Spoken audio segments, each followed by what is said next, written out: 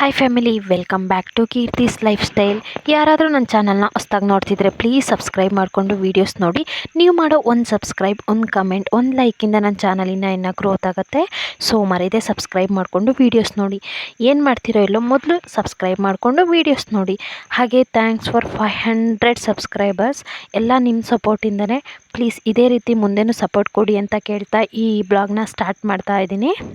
So ಬೆಳಗ್ಗೆನೇ ಮಳೆ ಬರ್ತಿತ್ತಾ, ಸರಿ ನುಗ್ಗೆ ಸೊಪ್ಪಾದರೂ ಕಿತ್ಕೊಬರೋಣ ಅಂತ ಅಂದ್ಕೊಂಡ್ವಿ. ಬಟ್ ನಮ್ಮದ್ರಲ್ಲಿ ಅಷ್ಟು ಸೊಪ್ಪಿರಲಿಲ್ಲ. ಹಾಗಾಗಿ ಹಿಂದ್ಗಡೆ ಇದೊಂಥರ ಹಳ್ಳಿ ಅಲ್ವಾ, ಯಾವ್ರ ಮನೇಲಿ ಹೋಗಿ ಏನು ಕಿತ್ತರೂ ಏನೂ ಹೇಳೋದಿಲ್ಲ. ಸೊ ಹಾಗಾಗಿ ಇನ್ನು ಹಿಂದ್ಗಡೆ ಇಲ್ಲಿ ಬಂದು ಇಲ್ಲಿ ನುಗ್ಗೆ ಸೊಪ್ಪು ಕಿತ್ಕೊಳ್ತಾ ಇದ್ವಿ. ಮಳೇಲಿ ಹೋಗಿ ನುಗ್ಗೆ ಸೊಪ್ಪು ಕಿತ್ಕೊಂಡ್ಬರ್ತಾ ಇದ್ದೀವಿ. ಸೊ ಅಲ್ಲಿಂದ ಬರ್ತಿದ್ದಂಗೆ ನುಗ್ಗೆ ಸೊಪ್ಪನ್ನೆಲ್ಲ ಕಿತ್ಕೊಂಬಂದಿದ್ವಲ್ಲ, ಅದನ್ನು ಕ್ಲೀನ್ ಮಾಡ್ಕೊಳ್ಳೋಣ ಅಂತ ಅಂದರೆ ಸೋಸ್ಕೊಳ್ಳೋಣ ಅಂತ ಹೇಳಿ ಸೋಸ್ಕೊಳ್ತಾ ಇದ್ದೆ. ಆಲ್ರೆಡಿ ಅನ್ನಕ್ಕಿಟ್ಟಿದ್ದೆ. ಸೊ ನುಗ್ಗೆ ಸೊಪ್ಪನ್ನ ಸೋಸ್ಕೊಳ್ಳೋಣ ಅಂತೇಳಿ ಸೋಸ್ಕೊಳ್ತಾ ಇದ್ದೆ. ಮೊದಲು ಈ ಕೆಲಸ ಅಂದರೆ ಆಗ್ತಾ ಇರಲಿಲ್ಲ. ಯಾವಾಗ ಅಂದರೆ ಮದುವೆಗಿಂತ ಮುಂಚೆ ನಮ್ಮಮ್ಮ ಏನಾದರೂ ಸೊಪ್ಪು ಸೋಸೋಣ ಬಾ ಅಂದರೆ ಹೋಗಮ್ಮ ಅದಾಗಲ್ಲ ಇದಾಗಲ್ಲ ಅಂತಿದ್ವಿ. ಬಟ್ ಇವಾಗ ನಾವೇ ಮಾಡಬೇಕು ಅನ್ನೋ ಪೊಸಿಷನಲ್ಲಿ ಇದ್ದಾಗ ಎಲ್ಲ ನಾವೇ ಮಾಡ್ಕೋಬೇಕು. ಸೊ ನಾವು ಒಂದು ಹಂತದಿಂದ ಒಂದು ಹಂತಕ್ಕೆ ಬಂದಾಗ ನಮ್ಮ ರೆಸ್ಪಾನ್ಸಿಬಿಲಿಟಿ ಎಲ್ಲ ಚೇಂಜ್ ಆಗಿರುತ್ತೆ ಅಲ್ವಾ. ಸೊ ಅದೇ ಥರನೇ ನಮ್ಮ ಸ್ಯಾಕ್ರಿಫೈಸು ಚೇಂಜ್ ಆಗಿರುತ್ತೆ. ಎಲ್ಲದನ್ನು ಬಿಟ್ಕೊಟ್ಟು ಈಗ ಒಂಥರ ನಾವಾಗೇ ಇರೋದಿಲ್ಲ ಅನಿಸುತ್ತೆ. ಏನೋಪ್ಪ ಹಿಂಗೆ ಹೋಗುತ್ತೇನೋ ಗೊತ್ತಿಲ್ಲ ಲೈಫು. ಹಾಗೆ ಸೊಪ್ಪನ್ನೆಲ್ಲ ಸೋಸ್ಕೊಂಡೆ. ಸೊಪ್ಪೇನೋ ಒಂಥರ ಚೆನ್ನಾಗಿತ್ತು. ಯಾಕೆ ಅಂದರೆ ಫ್ರೆಶ್ಶಾಗಿ ಸಿಗುತ್ತೆ ಅಲ್ವಾ, ಇದಕ್ಕೇನು ದುಡ್ಡು ಕೊಡಬೇಕು ಅನ್ನೋದು ಏನೂ ಇಲ್ಲ. ಫ್ರೆಶ್ಶಾಗಿ ಎಲ್ಲ ಆಗಾಗೆ ಸಿಗುತ್ತೆ.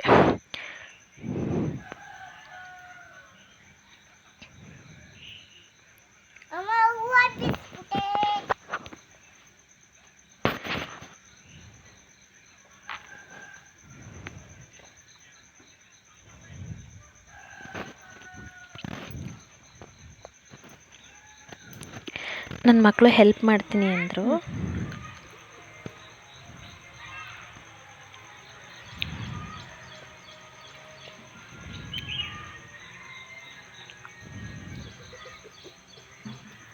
ಗಿಡ ನೋಡಿ ಕೇಳ್ರಿ. ನಾನು ಈ ಕಡೆ ಕೇಳ್ತೀನಿ, ಈ ಕಡೆ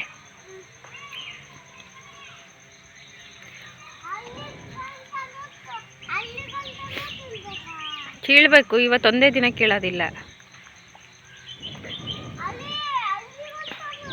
ಅಲ್ಲಿ ಗಂಟನೂ ಕೀಳ್ಬೇಕು. ನನ್ನ ಮಗಳು ಅಲ್ಲಿವರೆಗೂ ಕಳೆ ಕೀಳಬೇಕಾ ಅಂತ ಅಂತಿದ್ಲು. ಕೀಳಬೇಕು ಅಂತ ಸುಮ್ಮನೆ ಹೇಳ್ತಾ ಇದ್ದೆ. ಹಾಗೆ ಅದೇ ಸೊಪ್ಪು ಸೋಸುವಾಗ ಅವಳು ನಾನು ಹೂವು ಸೋಸ್ಕೊಡ್ತೀನಿ ಅಂತ ಹೇಳಿ ಸೋಸ್ತಾ ಇದ್ಲು. ಸೊ ಅವ್ರಿಗೆ ಏನಾದ್ರು ಒಂದು ಕೆಲಸ ಕೊಡಬೇಕು, ಇಲ್ಲ ಅಂದರೆ ಜಗಳ, ಇಲ್ಲ ಅಂದರೆ ಇವ್ರಿಗೆ ಅವರು ಹೇಳ್ಕೊತಾನೆ ಇರ್ತಾರೆ. ಸೊ ಹಾಗಾಗಿ ಅವರಿಗೂ ಕೆಲಸ ಕೊಟ್ಟಿದ್ದೆ. ನೆಕ್ಸ್ಟ್ ಇಲ್ಲಿ ಕಳೆ ತೆಗಿತೀನಿ ಅಂತ ನಾನು ತೆಗಿತೀನಿ ಅಂತ ಅವರು ಆ ಕಡೆ ತೆಗಿತಾಯಿದ್ರು. ಸೊ ಅವರಿಬ್ಬರು ನಡುವೆ ಹೋದರೆ ನಾನು ಅಮ್ಮ ಇದು ಯಾಕೆ ತೆಗೆದೆ ಅದೇ ಯಾಕೆ ತೆಗೆದೆ ಅಂತ ಹೇಳ್ತಾರೆ ಅಂತೇಳಿ ನಾನು ಈ ಸೈಡ್ ಬಂದು ಕಳೆನ ತೆಗಿತಾ ಇದ್ದೆ. ಈ ಸೈಡು ಅಂದರೆ ಇಲ್ಲಿ ಬೆಂಡೆಕಾಯಿ ಎಲ್ಲ ಹಾಕಿದ್ನಲ್ಲ, ಸ್ವಲ್ಪ ಕ್ಲೀನಾಗಿ ತೆಗೆದ್ರೆ ಕಾಯೆಲ್ಲ ನೀಟಾಗಿರುತ್ತೆ, ಬಿಡೋಕ್ಕೆ ಸರಿಯಾಗುತ್ತೆ ಅಂತ ಹೇಳಿ ತೆಗಿತಾ ಇದ್ದೆ. ನಮ್ಮ ಚಿಕ್ಕವಳು ಅಮ್ಮ ನಾನು ಅಲ್ಲಿ ತೆಗಿಲ್ಲ, ಅಮ್ಮ ನಾನು ಇಲ್ಲಿ ತೆಗಿಲ್ಲ ಅಂತೇಳಿ ಇದು ಮಾಡ್ತಾಯಿದ್ಲು. ಎಲ್ಲಾದರೂ ತೆಕ್ಕೊಳ್ರಿ, ನನಗೆ ತಲೆ ತಿನ್ಬಿಡ್ರಿ ಅಂತ ಹೇಳಿ ಅವ್ರ ಹತ್ರ ಮಾತಾಡ್ಕೊತ ಹಾಗೆ ತೆಗಿತಾ ಇದ್ದೆ. ಆಮೇಲೆ ಕಳೆ ಎಲ್ಲ ತೆಗ್ದು ಗುಡ್ಡೆ ಹಾಕಿದ್ನಲ್ಲ, ಅದನ್ನೆಲ್ಲ ತೊಗೊಂಡೋಗಿ ನನ್ನ ಮಗಳು ಚಿಕ್ಕವಳು ಎತ್ಕೊಂಡೋಗಿ ತಿಪ್ಪೆಗೆ ಹಾಕ್ತೀನಿ ಅಂತ ಹೇಳಿ ಎತ್ಕೊಂಡು ಹೋಗ್ತಾ ಇದ್ಲು. ಅವಳ ಕೈಯಿಂದ ಆಗದೇ ಇದ್ದರೂ ನಾನು ಕೆಲಸ ಮಾಡ್ತೀನಿ ಅಂತ ಬಂದಳು. ಸೊ ಅದಕ್ಕೆ ನಾನು ಗ್ರೇಟ್ ಅನ್ನಬೇಕು. ಯಾವುದೇ ರೀತಿ ಮುದ್ದು ಅನ್ನೋದಿಲ್ಲ. ಮುದ್ದು ಎಷ್ಟು ಮಾಡಬೇಕೋ ಅಷ್ಟು ಮಾಡ್ತೀವಿ, ಬಟ್ ಕೆಲಸ ಮಾಡೋ ಟೈಮಲ್ಲಿ ಮಾಡ್ತಾರೆ. ಬಟ್ ಹೇಳ್ಬೇಕು ಅಂದರೆ ಇವಳೇ ಕಳ್ಳಿ. ಸ್ವಲ್ಪ ಏನಾದರೂ ಕೆಲಸ ಹೇಳಿದ್ರೆ ಅಲ್ಲಿ ಅಜ್ಜಿ ಮನೆಗೆ ಹೋಗಿ ಬರ್ತೀನಿ ಅಂತ ಹೋದ್ಲು ಅಂದರೆ ಬರೋದೇ ಇಲ್ಲ. ಮೂಡಿದ್ದಂಗೆ ಇವಳು ಕೆಲಸ ಮಾಡಬೇಕು ಅನ್ಸಿದ್ರೆ ಮಾಡ್ತಾಳೆ, ಇಲ್ಲ ಅಂದರೆ ಮೇಡಮವರು ಮನೆ ಹತ್ರನೇ ಇರಲ್ಲ, ಆಟಾಡೋಕೆ ಹೋಗ್ತಾಳೆ. ಬಟ್ ದೊಡ್ಡವಳು ಹಾಗಲ್ಲ, ಎಲ್ಲ ಕೆಲಸನೂ ಮಾಡ್ತಾಳೆ. ಅವಳು ನಾವು ಏನು ಹೇಳ್ತೀವಿ ಅದನ್ನು ಮಾಡ್ತಾಳೆ. ಮನೆ ಬಿಟ್ಟು ಎಲ್ಲಿಗೂ ಹೋಗೋದಿಲ್ಲ. ಸೊ ಅದೆಲ್ಲ ಕೆಲಸ ಮುಗಿಸ್ಕೊಂಡು ಬಟ್ಟೆ ತೊಳೆದಿದ್ದೆ. ಸ್ವಲ್ಪ ಬಿಸಿಲಿತ್ತಲ್ಲ, ಬಟ್ಟೆ ಒಳಗಡೆ ಹಾಕೋಕ್ಕಿಂತ ಹೊರಗಡೆನೇ ಹಾಕೋಣ ಅಂತ ಹೇಳಿ ಹೊರಗಡೆ ಒಣಗಾಕ್ತಾ ಇದ್ದೆ. ಒಬ್ಬರು ಕಮೆಂಟಲ್ಲಿ ಕೇಳಿದ್ರು, ನೀವು ಈ ವಿಡಿಯೋಗೋಸ್ಕರ ಈ ಮನೇಲಿ ಇರೋದಾ ಅಂತ. ಸಾರಿ ಸಿಸ್ಟರ್, ನಾವು ವಿಡಿಯೋಗೋಸ್ಕರ ಈ ಮನೇಲಿಲ್ಲ, ನಾವು ಇರೋದೇ ಈ ಮನೆಯಲ್ಲಿ. ಸೊ ನಾನು ಇರೋದನ್ನೇ ಇರೋ ಹಾಗೆ ತೋರಿಸ್ತಾ ಇರೋದು. ಯಾವುದೇ ರೀತಿ ವಿಡಿಯೋಗೋಸ್ಕರ ನಾವು ಹೀಗಿದ್ದೀವಿ ಅಂತ ನಿಮ್ಮ ಹತ್ರ ತೋರಿಸ್ಬಿಟ್ಟು ನಾನು ಯಾವುದೇ ರೀತಿ ಇದು ಮಾಡ್ತಾಯಿಲ್ಲ. ನಾವು ಇರೋದೇ ಹೀಗೆ. ಹಾಗಾಗಿ ನಮ್ಮದು ಏನು ಲೈಫ್ ಸ್ಟೈಲ್ ಇದೆಯೋ ಅದನ್ನು ನಿಮ್ಮ ಹತ್ರ ತೋರಿಸ್ತಿದ್ದೀನಿ ಹೊರತು ಯಾವುದೇ ರೀತಿ ಶೋಕಿ ಇಲ್ಲ ವೀಡಿಯೋಗೋಸ್ಕರನೇ ಈ ಥರ ಮಾಡಿ ಈ ಥರ ಮಾಡ್ತಿದ್ದಾರೆ ಅಂತ ಏನಿಲ್ಲ. ಹಾಗಿದ್ರೆ ನಾನು ಯಾಕೆ ಬೆಳಗಿಂದ ಸಂಜೆ ತನಕ ಇಲ್ಲಿ ಕೆಲಸ ಮಾಡ್ಬಿಟ್ಟು ನೈಟ್ ಹೋಗಿ ಅಲ್ಲಿ ಮಲ್ಕೊಳಕ್ಕಾಗತ್ತಾ? ಸೊ ಆದರೂ ನಿಮ್ಮ ಕಮೆಂಟಿಗೆ ನಾನು ಆನ್ಸರ್ ಕೊಡಬೇಕು ಅನಿಸ್ತು, ಹಾಗಾಗಿ ಆನ್ಸರ್ ಕೊಟ್ಟಿದ್ದೀನಿ. ಸೊ ಬೇಜಾರು ಮಾಡ್ಕೊಬಿಡಿ ಆಯಿತಾ.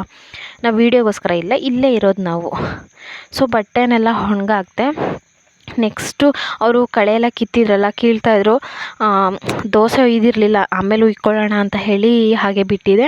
ಅವರಿಗೂ ಹೇಳ್ಬಿಟ್ಟು ಕೈಕಾಲೆಲ್ಲ ತೊಳ್ಕೊಂಬರ್ರಿ ತಿಂಡಿ ಹಾಕ್ತೀನಿ ಅಂತ ಅಂದಿದ್ದೆ. ಆಲ್ರೆಡಿ ಟೈಮು 10 ಗಂಟೆ ಆಗಿತ್ತು. ಅವರು ಆಮೇಲೆ ಹೊಟ್ಟೆ ಹಸೀತು ಅಂತ ಅಂದರು, ಆವಾಗೇ ತಿಂಡಿ ಹಾಕ್ತಾ ಇರೋದು. ಇಲ್ಲ ನಾನು ಕರೆದು ಹಾಕಿದ್ರೆ ಇಲ್ಲ ಇವಾಗ ಬೇಡ ಆಮೇಲೆ ತಿಂತೀನಿ ಅಂತಾರೆ. ಇಲ್ಲ ಒಂದು ದೋಸೆ ತಿನ್ನೋದೇ ಹೆಚ್ಚಾಗಿರುತ್ತೆ. ಹಾಗಾಗಿ ಅವ್ರಿಗೆ ಸ್ವಲ್ಪ ಹಸಿವಾದಾಗ ತಿಂದರು ಅಂದರೆ ಸ್ವಲ್ಪ ಹೊಟ್ಟೆಗೆ ಚೆನ್ನಾಗಿ ಇಳಿಯುತ್ತೆ. ಹಾಗಾಗಿ ಅವ್ರಿಗೆ ಹಸಿವಾಗಲಿ ಅಂತಲೇ ಸ್ವಲ್ಪ ಕೆಲಸ ಮಾಡಿಸ್ತಿದ್ದೆ. ಕೆಲಸ ಎಲ್ಲ ಮಾಡಿ ಬಂದಮೇಲೆ ನಮ್ಮ ದೊಡ್ಡಳಿಗೂ ಚಿಕ್ಕವಳಿಗೂ ಇಬ್ಬರಿಗೂ ಕೂರಿಸಿದೆ ಆ ಕಡೆಗೆ. ಅವರಿಬ್ಬರು ಕೂತ್ಕೊಂಡಿದ್ರು, ನಾನು ಇಲ್ಲಿ ದೋಸೆ ಹುಯ್ಕೊಡ್ತಾ ಇದ್ದೆ. ಏನು ಅಂದರೆ ಇಲ್ಲಿ ಒಲೆ ಮುಂದೆ ಕೂತ್ಕೊಂಡು ಹುಯ್ದ್ರೇ ಸರಿ, ಇಲ್ಲ ಅಂದರೆ ಹುಯ್ದಿಟ್ಟು ಆಟ್ ಬಾಕ್ಸಲ್ಲಿ ಇಟ್ಟು ಹುಯ್ದ್ರೆ ಸರಿಯಾಗಲ್ಲ ಅಂತ ಹೇಳಿಬಿಟ್ಟು ಬಿಸಿನೇ ಹುಯ್ಕೊಡೋಣ ಅಂತ ಹೇಳಿಬಿಟ್ಟು ಹಾಗೆ ಅದನ್ನು ಫಸ್ಟ್ ಹುಯ್ದಿಟ್ಟಿರಲಿಲ್ಲ. ಇವಾಗ ಅವ್ರು ಬಂದಮೇಲೆ ಅದನ್ನು ಹುಯ್ಕೊಡ್ತಾ ಇದ್ದೀನಿ. ಎಂತ ಅಂದರೆ ಇವರಿಗೆ ಒಂದೇ ಥರ ದೋಸೆ ಹುಯ್ಕೊಟ್ರೆ ಇವ್ರಿಗೆ ಇಳಿಯಲ್ಲ. ಒಬ್ಬರು ಹೂವು ದೋಸೆ ಬೇಕು ಅಂತಾರೆ, ಒಬ್ಬರು ಟೆಡಿ ಬಿಯರ್ ದೋಸೆ ಬೇಕು ಅಂತಾರೆ. ಬಟ್ ನಾನು ಫಸ್ಟು ಒಂದು ದೋಸೆನ ಹೀಗೆ ರೌಂಡ್ ಶೇಪಲ್ಲೇ ಹುಯ್ದೆ. ಆಮೇಲೆ ಅವ್ರಿಗೆ ಯಾವುದಾದ್ರೂ ಬೇರೆ ಥರ ಶೇಪಲ್ಲಿ ಹುಯ್ಕೊಟ್ರೆ ಅವ್ರಿಗೆ ತಿನ್ನಬೇಕು ಅಂತ ಅನಿಸುತ್ತೆ. ಹಾಗಾಗಿ ನಾನು ಫಸ್ಟ್ ಒಂದು ದೋಸೆನ ಇಬ್ಬರಿಗೂ ರೌಂಡ್ ಶೇಪೇ ಹುಯ್ಕೊಟ್ಟೆ. ಆಮೇಲೆ ಇಬ್ಬರಿಗೂ ಒಂದೊಂದು ದೋಸೆನ ಹೂವು ಅಂತಾರಲ್ಲ, ಬಟ್ ಹೂವು ಬರಲಿಲ್ಲ. ಅದು ನಾನೇ ಒಂದು ಹೂವು ಅಂತ ಹೇಳ್ಬಿಟ್ಟು ಹೆಸರಿಟ್ಬಿಟ್ಟು ಹೂವು ದೋಸೆ ಥರ ಹುಯ್ದು ಕೊಟ್ಬಿಟ್ಟೆ. ಇಬ್ಬರಿಗೂ ಒಂದು ಫ್ಲವರ್ ದೋಸೆ ಹುಯ್ಕೊಟ್ಟೆ. ಹೀಗೆ ಒಯ್ಯೋದ್ರಿಂದ ಫ್ಲವರ್ ಅಂದ್ಕೊಂಡು ಅವ್ರು ಚೆನ್ನಾಗಿ ತಿಂತಾರೆ. ಹಾಗಾಗಿ ಇದನ್ನು ಈ ಥರ ಒಯ್ದೆ. ಒಲೆಲೇ ಹುಯ್ಯೋದಲ್ವ, ಸ್ವಲ್ಪ ಅದು ಹವೆ ಹೊಡಿತಾ ಇರುತ್ತೆ, ಕೈಗೆ ಗ್ಲಾಸಿನ ಬಳೆ ಹಾಕಿರ್ತೀನಲ್ಲ ಸುಡ್ತಾ ಇರುತ್ತೆ. ಸೊ ಹಾಗೆ ಈ ವ್ಲಾಗ್ನ ಬೆಳಗ್ಗೆ ಸಂಜೆ ಮತ್ತೆ ಕಂಟಿನ್ಯೂ ಮಾಡ್ತಾ ಇದ್ದೀನಿ. ಇವತ್ತು ಬೆಳಗ್ಗೆದು ಸಂಜೆದು ಎರಡೂ ಮಿಕ್ಸ್ ಇದೆ ವ್ಲಾಗು. ಸಂಜೆ ನಮ್ಮ ಮನೆಯವರು ಮೀನು ತೊಗೊಬಂದಿದ್ರು. ಏನಂದರೆ ಆಲ್ಮೋಸ್ಟ್ ನಾವು ಚಿಕನ್ ತರ್ತಾ ಇರ್ತಾರೆ ವಾರಕ್ಕಿಲ್ಲ 15 ದಿನಕ್ಕೊಂದು. ಬಟ್ ಮೀನು ಕಡಿಮೆ ತೊಗೊಬರೋದು. ನನಗೆ ತೊಗೊಬಂದರೆ ಈ ಬಾಂಗ್ಡೆ ಇಷ್ಟ. ಸೊ ಅದನ್ನು ಬಿಟ್ಟರೆ ಇನ್ಯಾವ ಮೀನು ಇಷ್ಟ ಆಗಲ್ಲ. ಬಟ್ ಇದು ಒಂದೊಂದು ಟೈಮ್ ಮಕ್ಕಳಿಗೋಸ್ಕರ ಅವರು ಮೊನ್ನೆ ಕೇಳಿದರು, ಹಾಗಾಗಿ ತರ್ತೀನಿ ಅಂತ ಹೇಳಿ ತೊಗೊಬಂದಿದ್ರು ಇವತ್ತು. ಅದನ್ನೇ ಅವರು ಪೀಸ್ ಮಾಡಿಕೊಟ್ಟಿದ್ರು. ಬಟ್ ಅದು ಕ್ಲೀನಾಗಿ ಕಟ್ ಮಾಡಿರಲಿಲ್ಲ. ಅದನ್ನೆಲ್ಲ ಕ್ಲೀನಾಗಿ ತೊಳ್ಕೊತಾ ಇದ್ದೆ.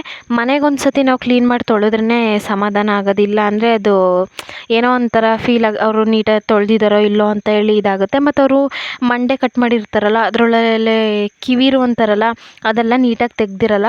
ಸೊ ಅದನ್ನೆಲ್ಲ ತೆಗೆದ್ಬಿಟ್ಟು 1-2 ಸರಿ ನೀರಾಗಿ ವಾಶ್ ಮಾಡಿದೆ. ಆಮೇಲೆಲ್ಲ ವಾಶ್ ಮಾಡಿ ತೆಗೆದಿಟ್ಟೆ. ಅದು ಕ್ಲೀನ್ ಮಾಡುವಾಗ ಸ್ಮೆಲ್ ಬರುತ್ತಲ್ಲ, ಅದಕ್ಕೆ ಒಂಥರ ಅದು ಆಮೇಲೆಲ್ಲ ತೆಗ್ದು ಕ್ಲೀನ್ ಮಾಡಿಕೊಂಡು ಮತ್ತೆ 4 ಪೀಸು ಫ್ರೈ ಮಾಡೋಣ ಅಂತ ಹೇಳಿಬಿಟ್ಟು 4 ಪೀಸಿಗೆ ಮಸಾಲೆ ಹಚ್ಚಿಡ್ತಾ ಇದ್ದೆ. ಯಾಕೆಂದರೆ ಮಕ್ಕಳಿಗೆ ಫ್ರೈ ಅಂದರೆ ಇಷ್ಟ. ಜಾಸ್ತಿ ಮಾಡಲಿಲ್ಲ, ಯಾಕೆಂದರೆ ಅದು ಇದೊಂದು ಸ್ವಲ್ಪ ಪಾರ್ಟ್ಸು ಕಡಿಮೆ ಮುಳ್ಳಿರುತ್ತೆ, ಚೆನ್ನಾಗಿರುತ್ತೆ. ಬಟ್ ಅವೆಲ್ಲ ಮುಳ್ಳಿರುತ್ತೆ ಅಂದ್ಕೊಂಡು ಅದನ್ನು ಮಾಡಲಿಲ್ಲ. ಹಾಗೆ ಇಟ್ಟರು ಮೆತ್ತಗಾದರೂ ಚೆನ್ನಾಗಿರಲ್ಲ ಅಂತ ಹೇಳಿ. ನೆಕ್ಸ್ಟು ಸಾಂಬಾರಿಗೆ ಟೊಮೊಟೊನ ಹೆಚ್ಕೊಳ್ತಾ ಇದ್ದೆ. ನಾನು ಮಸಾಲೆ ಹಾಕಲ್ಲ, ಸಾಂಬಾರು ಮಾಡೋದಿಲ್ಲ. ಮಾಡಿದ್ರೆ ಈ ಥರನೇ ಆಲ್ಮೋಸ್ಟ್ ಮಸಾಲೆ ಹಾಕಿ ಮಾಡೋದು ಕಮ್ಮಿ. ಯಾಕೆಂದರೆ ಮಸಾಲೆ ಹಾಕಿ ಮಾಡಿದ್ರೆ ನಮ್ಮ ಮನೇಲಿ ಯಾರೂ ತಿನ್ನಲ್ಲ, ಮಕ್ಕಳು ಸಹ ತಿನ್ನಲ್ಲ. ಇಲ್ಲಿ ಒಂಥರ ನಮ್ಮ ಅತ್ತೆ ಸ್ಟೈಲೇ ಒಂಥರ ಮಾಡ್ತಾರೆ. ಸೊ ನಾನು ಅದೇ ಥರನೇ ಮಾಡ್ತೀನಿ. ಇದೇನೋ ಒಂಥರ ಟೇಸ್ಟ್ ಚೆನ್ನಾಗಿರುತ್ತೆ. ಮಾಮೂಲಿ ಮಸಾಲೆ ಸಾಂಬಾರಿಗಿಂತ ಇದು ಚೆನ್ನಾಗಿರುತ್ತೆ. ಅದಕ್ಕೆ ಬೇಕಾಗಿರೋ ಟೊಮೊಟೊನೆಲ್ಲ ಹೆಚ್ಕೊಂಡು ಕ್ಯೂಚ್ಕೊಂಡೆ, ಅದನ್ನು ಹೆಚ್ಚಲಿಲ್ಲ, ಕ್ಯೂಚ್ಕೊಂಡೆ. ನೆಕ್ಸ್ಟು ಬೆಳ್ಳುಳ್ಳಿನೆಲ್ಲ ಬಿಡಿಸ್ಕೊಂಡೆ. ಇದಕ್ಕೆ ಸ್ವಲ್ಪ ಬೆಳ್ಳುಳ್ಳಿ ಜಾಸ್ತಿ ಹಾಕಬೇಕು, ಆವಾಗ ಫ್ಲೇವರ್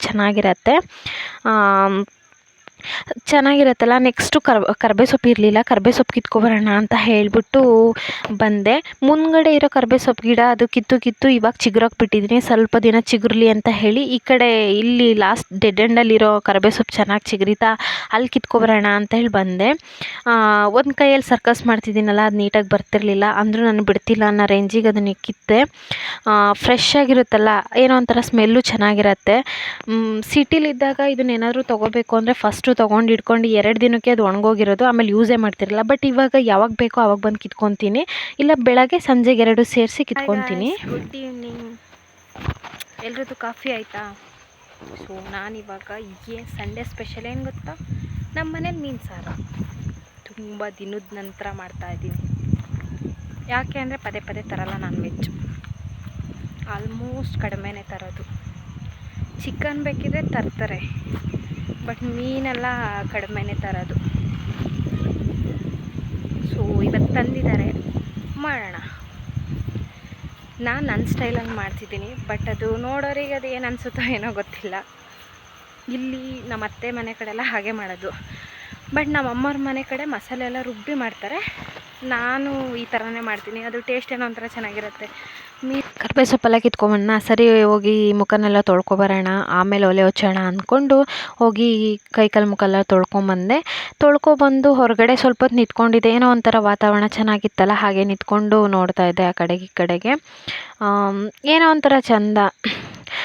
ನಮಗೇನು ಅಂದರೆ ಕೆಲಸ ಮಾಡುವಾಗ ತಲೆ ಎತ್ತಿ ಬೆಂಡ್ ಹಾಕೊಂಡ್ರೇ ಸಮಾಧಾನ, ಇಲ್ಲ ಅಂದರೆ ಈ ಜಡೆ ಹಾಕೊಂಡೆಲ್ಲ ಇದ್ದರೆ ಏನೋ ಒಂಥರ ಅದು ಇರಿಟೇಷನ್ ಆಗ್ತಾ ಇರುತ್ತೆ. ಸೊ ತಲೆ ಎತ್ತಿ ಕಟ್ಟಿದ್ರೇ ನಾವು ಇವಾಗ ಕೆಲಸ ಮಾಡ್ತಿದ್ದೀವಿ ಅನ್ನೋ ಫೀಲ್ ಆಗುತ್ತೆ. ಸೊ ಹಾಗಾಗಿ ತಲೆನ ಎತ್ತಿ ಕಟ್ತಾ ಇದ್ದೆ. ಏನು ಗೊತ್ತಾ, ಇವಾಗ ಇಷ್ಟೊಂದು ವಾತಾವರಣ ಕೂಲಲ್ಲಿ ಇತ್ತಲ್ಲ, ಇವಾಗ ಒಳಗೆ ಬಂದು 2 ನಿಮಿಷ ಆಗ್ತಿಲ್ಲ, ಆಗಲೇ ಮಳೆ ಪಟ ಪಟ ಪಟ ಅಂತ ಸುರಿಯೋಕ್ಕೆ ಸ್ಟಾರ್ಟ್ ಆಯ್ತು. ಬಂದಿದ್ದ ಮಳೆ ಒಂದು ಅರ್ಧ ಗಂಟೆ ಬಿಡ್ದಂಗೆ ಹೊಡೀತು. ನೆಕ್ಸ್ಟ್ ಹೇಳಿದ್ನಲ್ಲ, ಕೈಕಾಲು ಮುಖೆಲ್ಲ ತೊಳ್ಕೊಂಬಂದು ಆಮೇಲೆ ಅಡುಗೆ ಮಾಡೋಕ್ಕೆ ಅಂತ ಹೇಳಿ ಒಲೆ ಹಚ್ಚಿದೆ. ಬಟ್ ಒಲೆ ಹಚ್ಚಿದೆ ಫಸ್ಟು ಅಡುಗೆಗಿಂತ ಮುಂಚೆ ನಾವೇನು ಮಾಡಬೇಕು, ಟೀ ಕುಡಿಬೇಕು. ಸೊ ಟೀಗಿಡೋಣ ಅಂತ ಹೇಳಿಬಿಟ್ಟು ಟೀಗೆ ತಂದು ಇಡ್ತಾ ಇದ್ದೆ. ಅದನ್ನು ಕುಡಿದ್ಮೇಲೆ ಆಮೇಲೆ ನಮಗೆ ಎನರ್ಜಿ ರೀಚಾರ್ಜ್ ಆಗೋದು, ಸೊ ಎನರ್ಜಿ ಲೆವೆಲ್ಲು ಹೈ ಆಗೋದು. ಸೊ ಅದನ್ನು ಕುಡಿದ್ಬಿಟ್ಟು ಆಮೇಲೆ ಮುಂದೆ ಕೆಲಸ ಮಾಡೋಣ ಅಂತ ಹೇಳಿಬಿಟ್ಟು ಟೀಗಿಟ್ಟಿದ್ದೆ. ಟೀ ಮೀನ್ಸ್ ಡಿಕಾಷನ್ನೇ, ಆಲ್ಮೋಸ್ಟ್ ಡಿಕಾಷನ್ನೇ ಯೂಸ್ ಮಾಡೋದು. ಸೊ ಡಿಕಾಷನ್ ಕುಡ್ಕೊತ ಕೂತಿದ್ದೆ. ಮಳೆ ಬರ್ತಾ ಇತ್ತಾ, ಮಳೆ ಬರೋದನ್ನ ನೋಡ್ಕೊತ ಹಾಗೆ ಟೀ ಕುಡಿತಾ ಇದ್ದೆ. ಏನೋ ಒಂಥರ ಚೆಂದ ಮಳೇಲಿ ಟೀ ಕುಡಿಯೋದು.